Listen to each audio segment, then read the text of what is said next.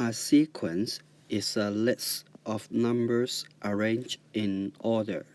A list of numbers arranged in order. For example, 2, 3, 5, 7, and so on.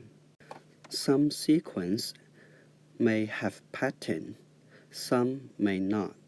We are not interested in studying a sequence without a pattern, so we are only interested in studying a sequence with pattern.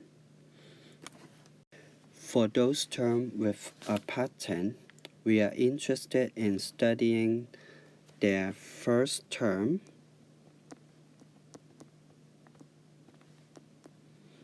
and the nth term. We also call it general term, which is Tn. Use the symbol Tn to represent the general term. Or we will also ask the following question. How many terms of the sequence of a finite sequence? And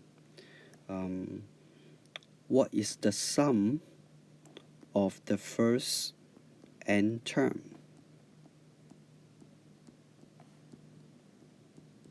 N terms. Next video, I will discuss about the above questions of an arithmetic sequence and geometric sequence.